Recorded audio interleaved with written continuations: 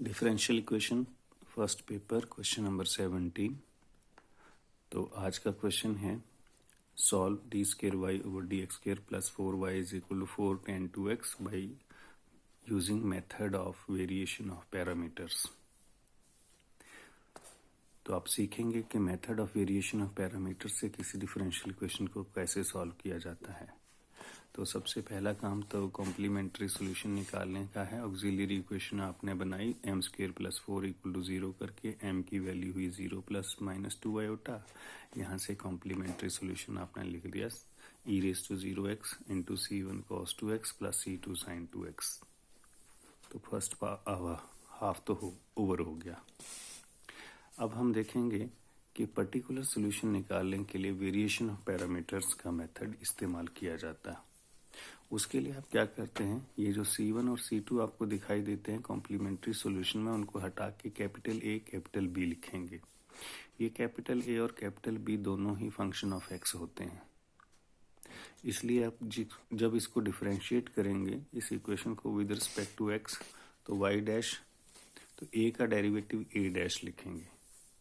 तो इसको u into v की फॉर्म में लिखेंगे। a इंटू कॉस 2x का डेरिवेटिव देखो ध्यान से, a डैश cos 2x, फिर a को कुछ नहीं किया, cos 2x का derivative minus 2 sin 2x।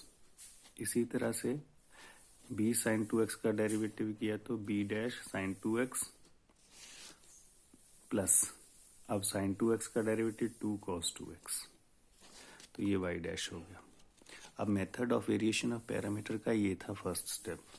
Second step ये है कि जहां a डैश और b डैश वाली टर्म्स हैं आपने उसको लिख देना इक्वल टू 0। ये रूल है method of variation of parameter में। जैसे ही आप इसको 0 करोगे तो आपके पास y डैश हो जाएगा सिर्फ ये minus 2a sin 2x plus 2b cos 2x। इसको भी आप फिर से डिफरेंशिएट करेंगे y डैश को, तो y डैश को फिर से डिफरेंशिएट किया, y डबल डैश, यहाँ फिर से u इंटू वी लगा दो तो आपके पास ये नया डेरिवेटिव आ जाएगा। तो y डबल डैश आ गया। अब ये y डबल डैश और ये y, इन दोनों की वैल्यूज, ये y डबल डैश यानी कि d square y over d x square, और ये जो y की वैल्यू है ये इक्वेशन नंबर 1 यानी कि यहाँ पर या फिर यहाँ पर पुट कर देंगे। ये y डबल डैश है 4 इंटू वाई, y की वैल्यू आपके पास है, दोनों वैल्यूज a b की टर्म में हैं। तो अब जब आप पुट करेंगे तो ये नया इक्वेशन आपके पास आ जाएगा। ये इक्वेशन जो नया जनरेट हुआ आपके पास, इसको b लिख लो, और ये एक पहले इक्वेशन आया था जब मैंने इक्वेट किया था 0 के साथ। इन दोनों इक्वेशन से a डैश और b डैश निकालना है आपको तीसरे स्टेप में। तो a डैश और b डैश कैसे निकलेगा, एलिमिनेशन मेथड लगा देते हैं। इक्वेशन a को मल्टीप्लाई कर दो माइनस 2 sin 2x के साथ, 2 sin 2x के साथ, और इक्वेशन b को मल्टीप्लाई कर दो, इसके साथ मल्टीप्लाई कर दो आप cos 2x के साथ, ताकि ये जब आप ऐड करो तो ये दोनों चीज़ें कट हो जाएं, और यहाँ से sin स्क्वायर 2x आ जाए और यहाँ से cos स्क्वायर 2x आ जाए। ये मैंने नेक्स्ट पेज पे किया है, तो ये आपने करके देखना खुद से। ये यहाँ से b डैश आ जाएगा आपके पास।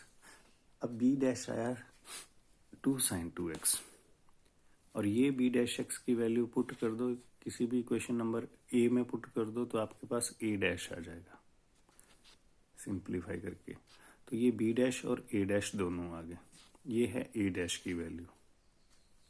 अब a डैश है ये, तो मुझे तो निकालना है a, तो इंटीग्रेट कर दो on both side. a dash का इंटीग्रेशन a, फिर 2 cos 2x का इंटीग्रेशन आएगा sin 2x, इसका इंटीग्रेशन हो जाएगा log 10 pi over 4 plus x। तो ये इंटीग्रेट करके मेरे पास a आ गया। अब b डैश आपने निकाला 2 sin 2x, इसको इंटीग्रेट करो तो b is equal to minus cos 2x बचेगा। अब ये a और b जो दो निकाल दिए आपने, इनको इक्वेशन नंबर 2 में पुट कर दो, तो आपके पास y equal to sine 2x minus log 10 pi by 4 plus x cos 2x minus cos 2x sin 2x आ जाएगा। और यही चीज़ आपकी पर्टिकुलर सोल्यूशन आपको देगी। आपको पता है कि जनरल सोल्यूशन कैसे निकालते हैं। जो आपने कॉम्प्लीमेंट्री फंक्शन निकाला यानी c1 cos 2x c2 sin 2x और ये पर्टिकुलर इंटीग्रल निकाला, दोनों को प्लस कर दो, यही नेट रिजल्ट आ जाएगा आपका सोल्यूशन। तो इस तरह से आपने method of variation of parameters के क्वेश्चंस सॉल्व करने हैं। Thank you.